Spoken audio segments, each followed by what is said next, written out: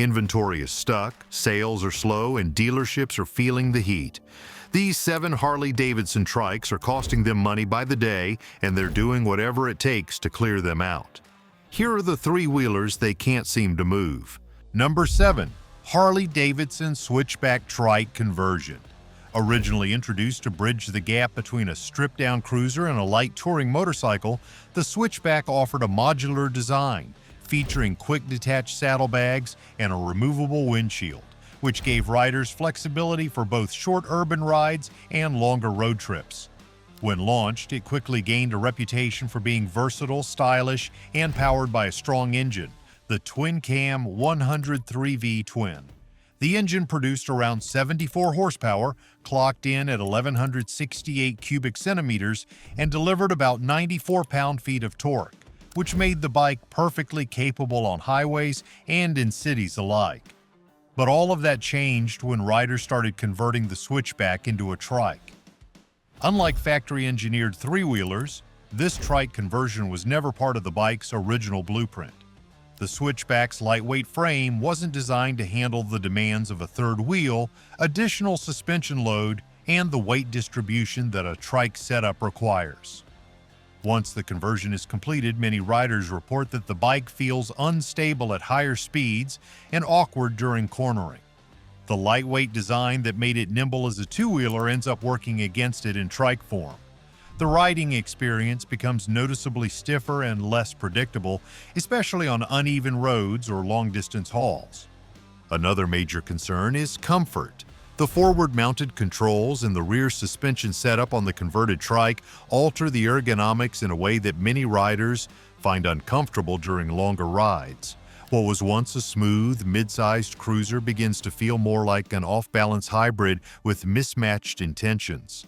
Riders expecting plush, relaxed highway performance are often left disappointed when their Switchback trike starts to show its limitations. But one of the biggest issues dealerships face when trying to sell these trikes is the bike's discontinued status. Harley-Davidson pulled the plug on the Switchback after only a few years on the market. That means replacement parts are becoming increasingly scarce, especially for components that need to be serviced or replaced after the conversion. It's a risk that many older riders, the primary audience for trikes, simply don't want to take.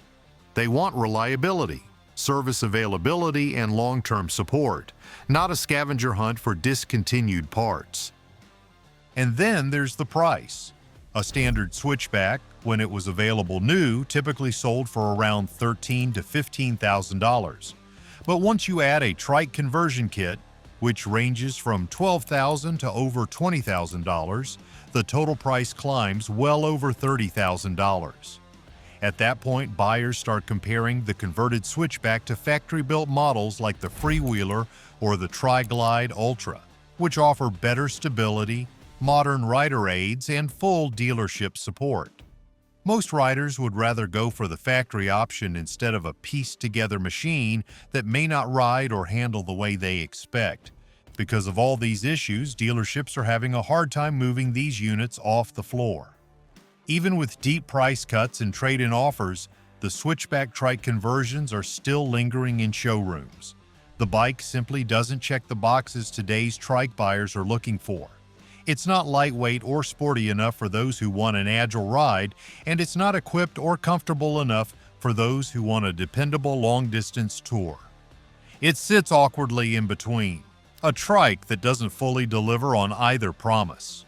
From a confused cruiser to a bloated beast, the next trike costs more than some cars and isn't selling at all. Only getting started. Subscribe to see what's next. Number 6. HarleyDavidson CVO Tri Glide. Packed with premium styling, custom finishes, and exclusive features, it was meant to represent the top tier of Harley-Davidson engineering. But despite its high-end appeal and limited edition status, dealerships across the country are struggling to move these 3-wheelers. And when you take a closer look, it is not hard to see why this model is sitting idle on showroom floors. With a starting price of $54,900, the Road Glide CVO is one of the most expensive models Harley-Davidson has ever released. For that kind of money, most riders expect a revolutionary experience. Instead, many see this trike as an overglorified version of the more affordable Tri Glide Ultra. At the heart of the Road Glide CVO is the Milwaukee 8 114V twin engine. This motor delivers an impressive 121 horsepower, 1,868 cubic centimeters of displacement, and 126 pound-feet of torque. It got power, no doubt about that. But even those numbers are not enough to convince buyers that this luxury trike is worth such a steep investment. Weighing in at 1,274 pounds, the CVO Tri Glide is one of the heaviest models ever rolled out of a Harley-Davidson factory. While that heft can provide stability on the highway, it becomes a real challenge during low-speed handling, parking, or urban riding. For older riders or those new to three wheels, the sheer bulk of this bike can be overwhelming. Maneuverability is often cited as a major issue, especially in tighter spaces or stop-and-go traffic. Even though the CVO treatment adds exclusive paint jobs, hand-stitched seating, upgraded finishes, and custom wheels, many riders feel the performance and usability do not match the price tag. It does not help that this trike shares its frame and general layout with the much more affordable Tri Glide Ultra. Beyond cosmetic touches and minor performance tweaks, the ride experience is largely the same. That has made potential buyers hesitant, and dealers are noticing the pushback. Another big concern is depreciation. Riders looking to spend over $50,000 on a trike want to know their investment will hold value. Unfortunately, the Road Glide CVO drops in value faster than many other Harley-Davidson models. The luxury tag might look great on paper, but in resale markets it tends to work against it. Fewer people are willing to spend big on a used premium trike when they can get a brand new touring model for less. As a result, dealers are quietly cutting prices, offering extended warranties, and bundling in accessories to sweeten the deal. Some showrooms have stopped ordering the model entirely, opting instead to move lower-cost trikes that actually sell. When a motorcycle built to be exclusive ends up in overstock, that tells you everything you need to know. The Road Glide CVO had the right idea: premium power, bold styling, and comfort-focused touring features. But in practice, it is a heavy, high-priced gamble that most riders are not willing to take. For dealerships, that means this model is now a tough sell, and they are doing everything they can to make room for bikes that buyers actually want. If that was not enough to turn heads, wait until you see the next bike on the list. A trike that promised versatility but ended up stuck in the middle of nowhere. Number 5. HarleyDavidson Freewheeler. This trike was introduced to fill a gap in the Harley-Davidson trike lineup, aiming to offer a no-nonsense, stripped-down experience for riders who wanted the stability of three wheels without the luxury bells and whistles of the higher-end models. But while the concept seems solid on paper, this trike has found itself stuck between two very different markets. And as a result, it's now sitting in dealerships collecting dust. Harley-Davidson dealerships across the country are trying to dump the Freewheeler, and many are offering serious discounts just to move inventory. Let's break down why this three-wheeler isn't finding a home in American garages. First up is performance. At its heart, the Freewheeler is powered by the Milwaukee 8 114V twin engine. It delivers 100 horsepower, a torque output of 119 pound-feet, and an engine displacement of 1,868 cubic centimeters. On paper, that seems more than enough for a comfortable ride, but in practice, riders have found the experience lacking. The Freewheeler tips the scales at 1,118 pounds, making it slightly lighter than its touring-focused sibling, the Tri Glide Ultra. That's not enough to give it a truly nimble feel, though. While Harley tried to make it more accessible for casual riders, its size still feels cumbersome, especially during low-speed maneuvers or urban riding. For those coming off two wheels, the learning curve remains steep.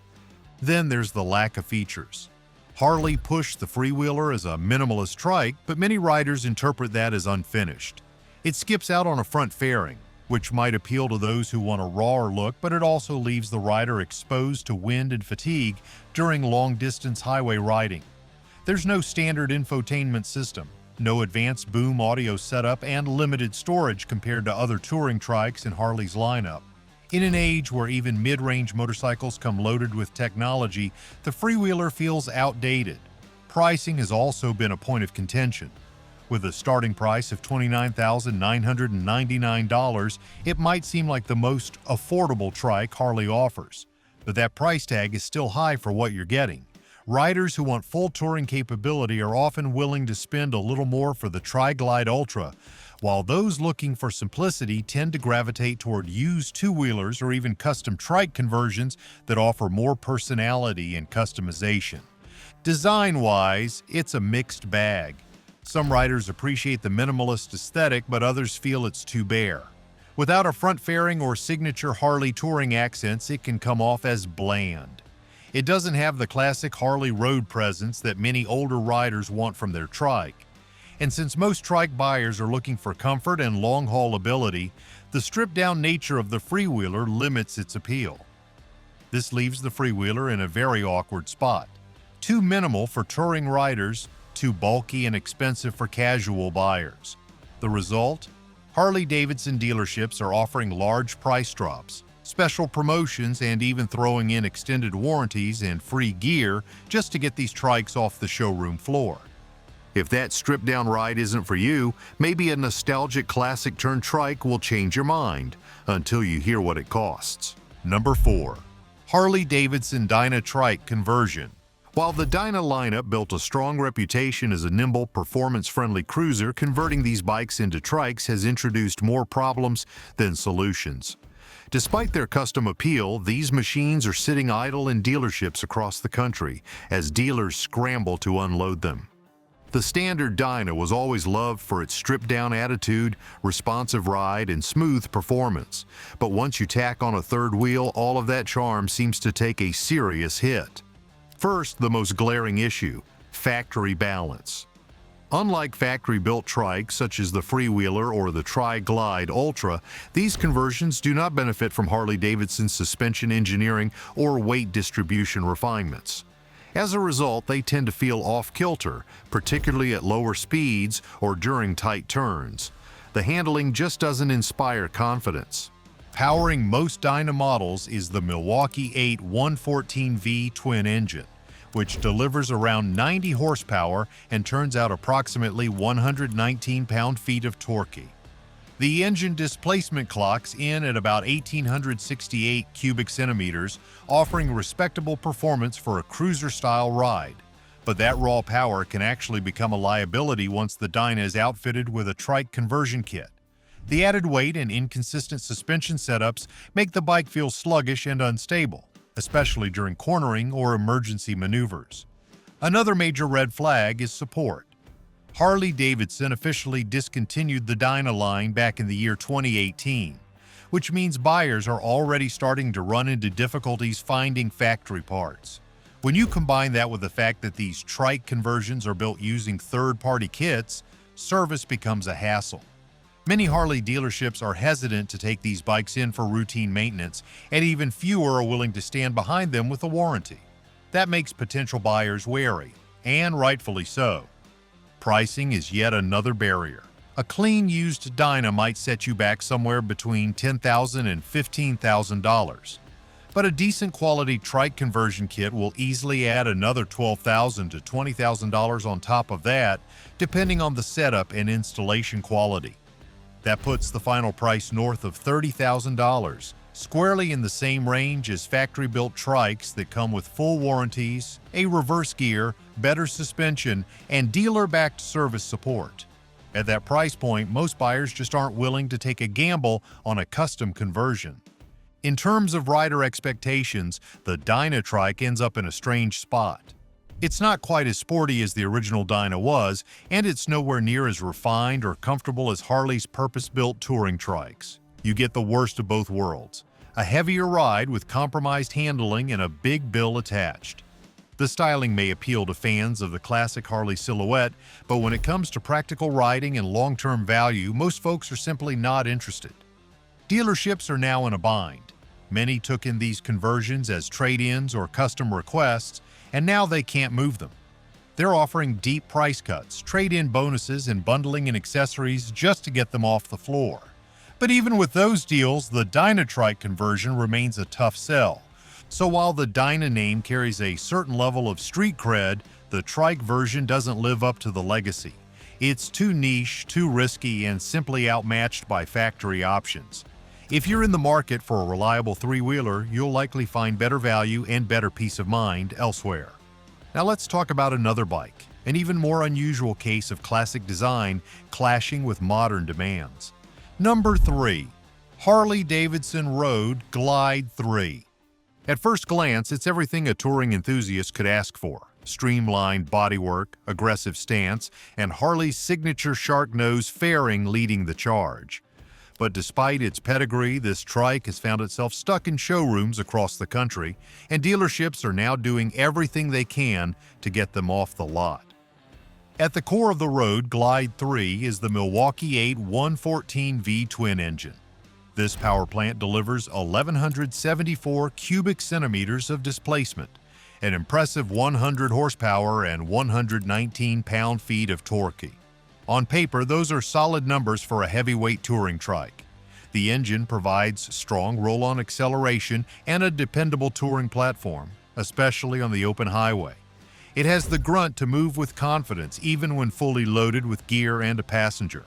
But none of that has been enough to push this machine into the garages of riders. One of the main issues keeping buyers away is the weight.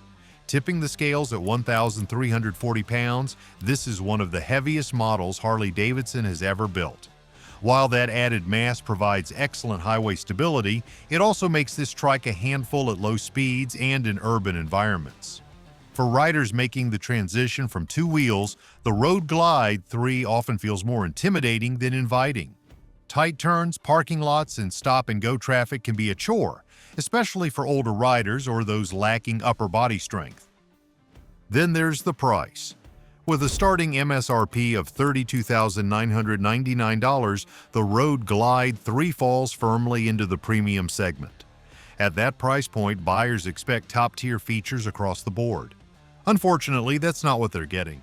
The bike comes standard with the basics but lacks modern tech that's quickly becoming standard in the trike market. There's no stock boom infotainment system, no upgraded audio, and no luxury creature comforts like heated grips or high-end seat materials. While the Reflex defensive rider system is included for improved safety, it simply doesn't go far enough to justify the cost, especially when competing brands are packing in more features for less.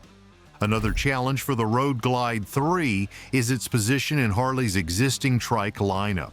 Longtime riders looking for three-wheel comfort have typically gravitated toward the Tri Glide Ultra, which offers full touring capability with an established reputation.